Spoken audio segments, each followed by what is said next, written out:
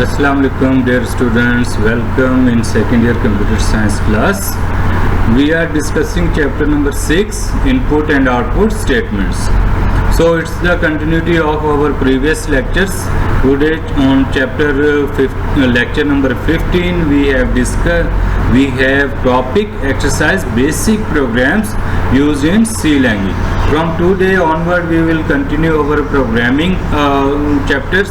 So you have to be very careful and attentive while learning this program. And let's start. We have first program. In first program you have to write a program to display basic data type values using printf statements.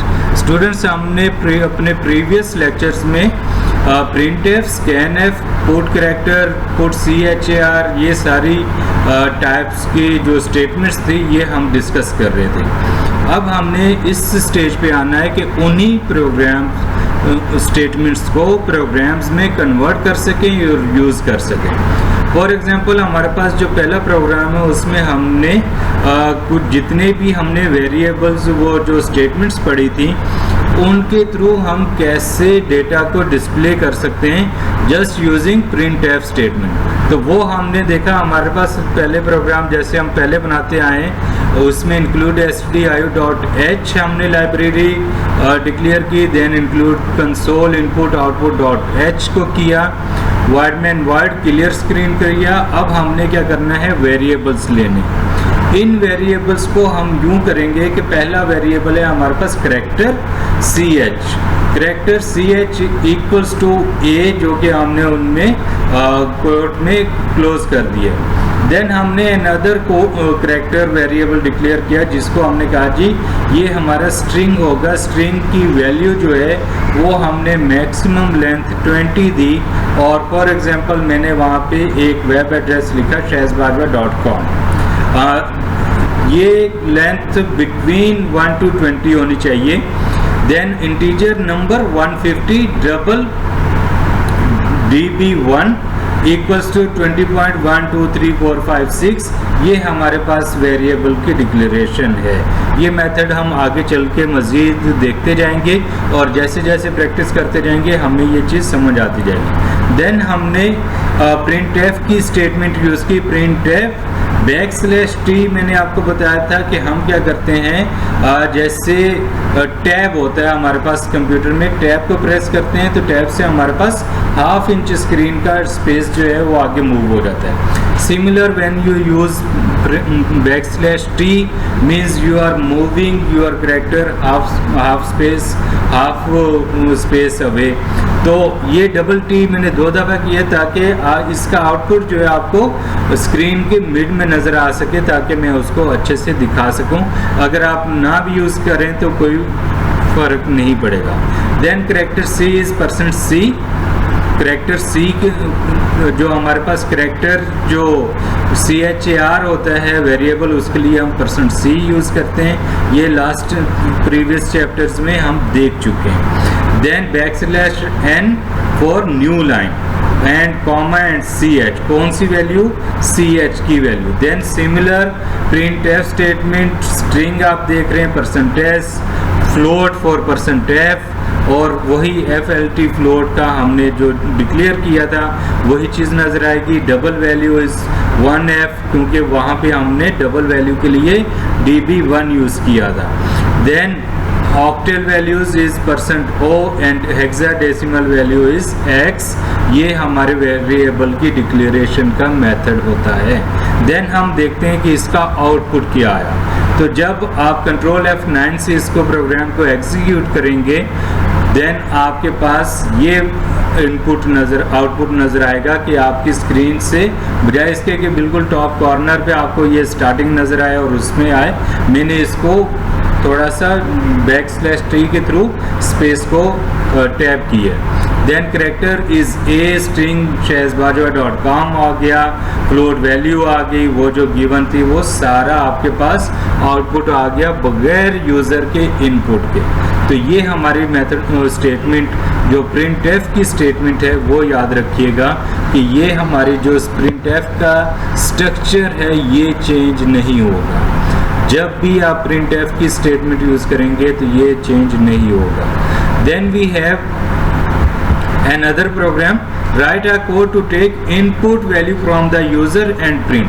Now we are going, in previous program we just giving instruction and same output was there. Now we are taking input from the user. Include stdio.h void main void clear skill integer variable declare किया है जिसका नाम रखा हमने number, integer num, print integer, enter an integer. जब आप इसको execute करेंगे तो पहली लाइन पे आपके पास जो मैसेज आएगा वो क्या होगा, एक मैसेज आएगा जिसमें लिखा होगा एंटर एन इंटीजर। देन आप क्या करेंगे, scan F %d comma and number. And की डेफिनेशन मैंने बताई थी क्यों यूज़ करते हैं, और %d को भी बताया था कि हम क्यों यूज़ करते हैं, और स्कैन एफ का स्ट्रक्चर भी हम डिस्कस कर चुके हैं कि सेम एज इट इज़ रहेगा, जो कि वैल्यू को रीड करेगा, इनपुट वैल्यू को। देन अगेन जो यूज़र वहाँ पे वैल्यू एंटर करेगा डेफिनेटली वो किसी डिस्प्ले पे आउटपुट आएगा। Then printf you enter %d वो इंटीजर और कौन सा नंबर जो कि यूज़र ने एंटर किया, अब आपके पास वो वैल्यू डिस्प्ले पे आ जाएगी। Then get ch and finished. Now this is the output. First line you will see enter an integer which is 25. I entered 25 and next display were you entered 25. तो same program you can write your own, and for practice you can do lot of changes with it, but you have to keep practicing for better understanding. Input your name using scanf. अब हम एक और programme बनाने जा रहे हैं जिसमें हमने कहा जी आप अपना नाम स्क्रीन पे डिस्प्ले देखना चाहते हैं। पहला मेथड ये है कि आप जस्ट एक प्रिंट एफ की स्टेटमेंट यूज़ करें और उसमें डायरेक्टली लिख दें माय नेम इज़ XYZ, जो भी आपका नाम है वो आप लिख दें तो वो डिस्प्ले पे आ जाएगा, जैसे इससे प्रीवियस प्रोग्राम में हम कर चुके हैं। तो इसमें क्या है कि वो आपसे पूछेगा जी प्लीज़ इंटर योर नेम, आप नाम लिखेंगे तो वो डिस्प्ले पे आ जाएगा। वही libraries include stdio.h, include console input.h, void main clear screen, character variable name 25। एक हमने कैरेक्टर वेरिएबल लिया जिसका नाम रखा नेम और उसकी लेंथ रख दी 25। अब 25 कैरेक्टर्स तक आपका नाम डिस्प्ले हो सकता है। Then printf please enter your name, first screen पे मैसेज ये आएगा। देन जब आप उसको एंटर करेंगे तो आपका name scanf definitely you are taking input from user which name variable के through. Then get ch and इसका आपको आउटपुट नजर आएगा, please enter your name and I will type Shahid Shahzad Bajwa and that was the output for this programme.